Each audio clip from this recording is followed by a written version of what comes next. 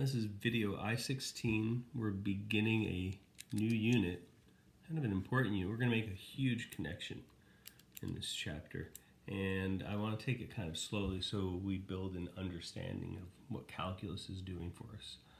So, good title for this section will be estimating with finite sums.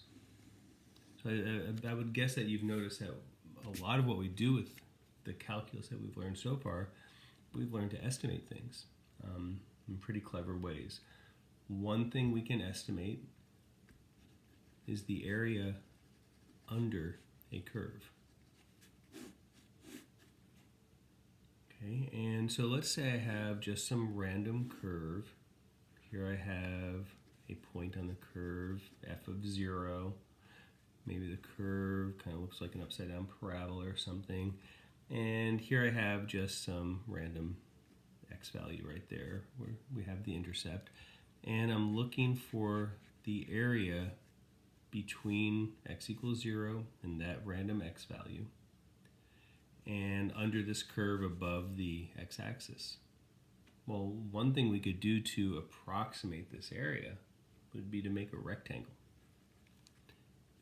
And if I make a rectangle, okay, this interval right here would be the base of the rectangle. That y value would be the height, and that would be approximately the area under the curve. But clearly, it's an overestimate because I have this extra area right there. So one thing we could do to make it a better approximation, let's say I have the same curve, I could chop it into two rectangles. Just split it right down the middle. So I'm breaking up this interval into two parts, and then I have a couple of choices, or actually a bunch of choices here. Okay, one choice, I could take the leftmost y value within each interval. So if I look right here, this interval goes from this x to that x. If I say find the left sum, approximating the area by breaking it up into rectangles using the left point in each interval, I would choose that one. And another way I could word that, I could say break this interval into two equal intervals and find an upper sum, in which case I would take the highest point in each interval. And that since this is a decreasing function, the left and the highest point are the same.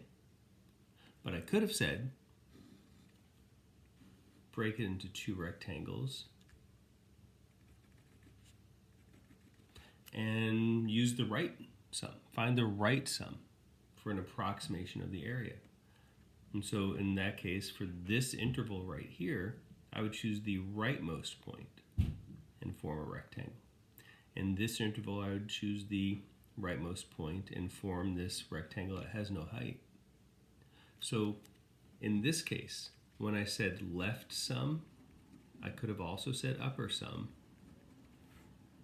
Since it's a decreasing function, okay, the left or upper sum is an overestimate of the actual area because we're finding the area of those big rectangles right there. Okay, but in this case, if I said find the right sum, or since it's decreasing, that would also be the lower sum.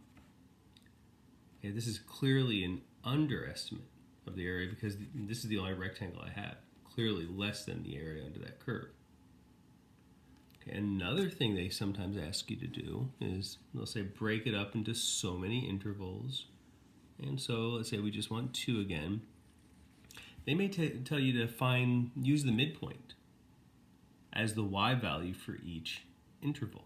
And this seems like it would be a better idea because if I use for this interval, the midpoint x right there, okay, the height would be the y value for that midpoint. And here I have some area I'm leaving off, but some extra area I added on, and they don't quite balance, but it's a better approximation. Okay, here, if I use the midpoint y value and make my rectangle, okay, I'm leaving this area out, but I'm adding extra here, And so in a way it balances it. But we have a way to fix all of this. Okay. Why just use 2? Wouldn't it be a better idea to use 4 subintervals for the big interval? And it seems like that would give us a better approximation, even if, let's say, we use the left sum. So here I have a left sum. And there I have a left sum with just 2 intervals. I'm adding less extra when I do that. Okay, and maybe a left sum with the center interval would be even better. Okay, so let's go ahead and kind of formalize this now. And I think before I do that, clearly, the more intervals we use, the better. And it'd be best if I could just break it up into an infinite number of rectangles. Okay, but the width would be approaching 0. And think about what you'd be doing here, and you'll see it bear out in a second here. So let's go ahead and talk about this one so we can later build something. Let's say I break it into 4 subintervals, and I want to use just some random x value within each. Could be the left, could be the right, could be the center, could be any random one. I'll just call the x I'm choosing the first c sub 1, and the second c sub 2, c sub 3, and c sub 4. Remember, those could be anywhere within each interval. Okay, the y value, okay, would then be this one right here would be f of c sub 1. This one right here, f of c sub 2, and so forth.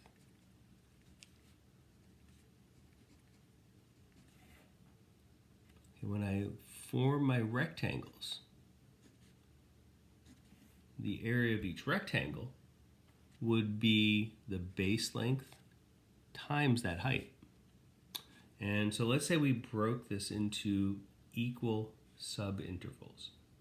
And let's say each subinterval of the big interval from here to here is just a change in x.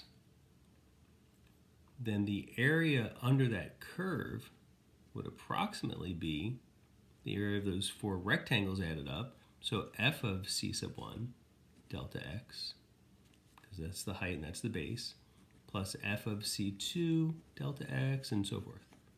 So all I'm doing here is I'm adding up areas of rectangles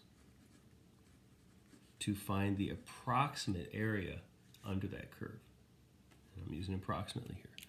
Now, since this is a factor in each, I can factor it out, and I'll write that like this.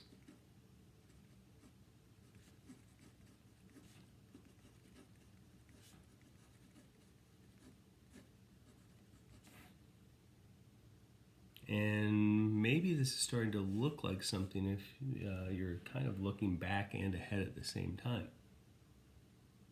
Okay, and so it's just all of the y values for each interval times the change in x. And if we think about something, I'm sorry, this should have been approximately. If you think about the best estimate, where the intervals are really small, this delta x, this must be some sort of limit problem, would have to approach 0. But if that's happening, think about what you'd be adding here. You'd be adding every single y value from here to there. And so this would be infinitely large. This would be 0. It almost sounds like an indeterminate form. But it is true, the more you chop this up, the better approximation you'll get. And so, like I said, I'm going to try to take this slowly. I'm going to end the video here. By the end of this section, I'm only going to assign 3 problems off of the review. I think it's 1 through 3. I don't know that you can do any of them quite yet, but you can look. But we'll be back.